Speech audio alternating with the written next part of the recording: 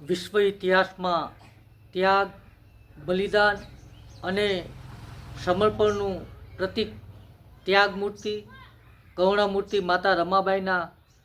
128મા જન્મદિવસ નિમિત્તે હું ચંદ્રપાલ બૌદ્ધ કરુણા મૂર્તિ બુદ્ધવિહાર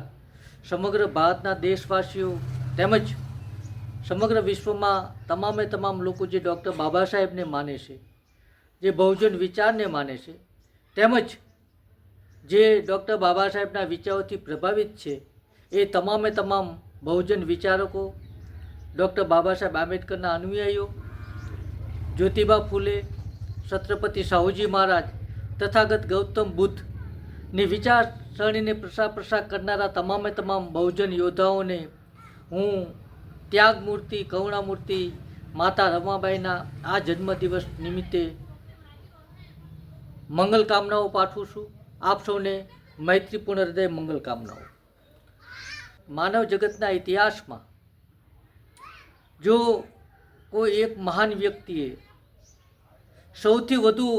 દારૂણ અને ગરીબ પરિસ્થિતિમાં જો પોતાનું જીવન વિતાવ્યું હોય તો કહી શકાય કે સિમ્બોલ ઓફ નોલેજ મહામાનવ બોધિસત્વ ડૉક્ટર બાબા સાહેબે વિશ્વના ઇતિહાસમાં જે મહાન પુરુષો પેદા થયા, જેમણે પોતાનું સંપૂર્ણ જીવન માનવ જગતના હિત માટે, માનવ વિકાસ માટે અને લોકોના દુઃખ અને દર્દ દૂર કરવા માટે સમર્પિત કર્યું છે, એ તમામે તમામ મહાન વિચારકોમાં ડૉક્ટર બાબા સાહેબ જેટલી દારૂણ અને ગરીબ પરિસ્થિતિનો સામનો કોઈએ નથી કર્યો. અને એમના ધર્મપત્ની માતા રમાબાઈ કે જેમણે ડૉક્ટર બાબા સાહેબની જે પુસ્તક પ્રેમ અને જ્ઞાન મેળવવાની જિજ્ઞાસા જોઈ અને એમને લાગ્યું કે ડૉક્ટર બાબા સાહેબ આંબેડકર એ જ્ઞાન અર્જિત કરીને એમનો પુસ્તક પ્રેમ છે અને એમને જે જ્ઞાન મેળવવાની ભૂખ છે, એ જ્ઞાન મેળવ્યા થકી એ વ્યક્તિગત પોતાના કુટુંબ પરિવાર માટે તો કંઈક કરશે જ, પરંતુ એમને એમ હતું કે ભારતમાં જે હજારો દલિતો, શિક્ષિતો, પીડિતો, વંચિતો, મહિલાઓ, શૂદ્રો, અતિશૂદ્રો, જેને વર્તમાન સમયમાં એસટી, એસસી અને ઓબીસી કહે છે, એ મહિલાઓના ઉત્થાન માટે ડૉક્ટર બાબા સાહેબે એ તમામે તમામ જ્ઞાનનો ઉપયોગ કરશે માટે માતા રમાબાઈએ ભૂખ્યા રહીને, અર્ધ ભૂખ્યા રહીને સવારે વહેલા 4 વાગ્યે ઉઠી મુંબઈની એ ગલીઓમાં સાણા વીણીને, સાણા થાપીને, વ્યાપાર કરીને પોતાના પતિ ડૉક્ટર બાબા સાહેબ આંબેડકરને ભારતમાંથી પૈસા મોકલે છે. અને કદાચ માનવ જગતના ઇતિહાસમાં ભાગ્ય જ એવું બન્યું હશે કે પોતાના પતિ વિદેશ ભણવા માટે ગયા હોય, ઉચ્ચ ડિગ્રી મેળવવા માટે ગયા હોય, અને કોઈ મહિલાએ અહીંથી પોતાના ઘરેણાં વેચીને ભૂખ્યા રહી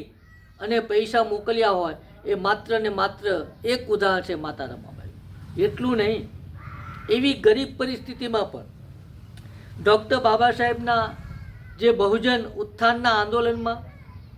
ભારતના શોષિતો પીડિતોના દુઃખ દૂર કરવાનું જે એમનું આંદોલન હતું, એમાં ક્યારે પણ એમણે વિરોધ નથી નોંધાવ્યો. સાથે સાથે એમણે પોતાનું સંપૂર્ણ જીવન ડૉક્ટર બાબા સાહેબના સમાજ ઉત્થાનના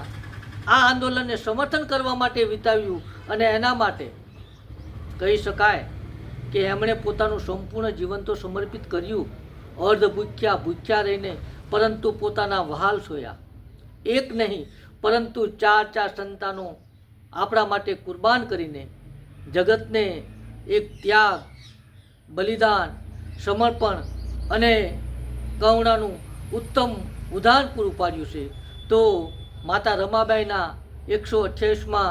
જન્મદિવસ ઉપર ફરી એકવાર આપ સૌને મંગલ કામનાઓ પાઠવું છું.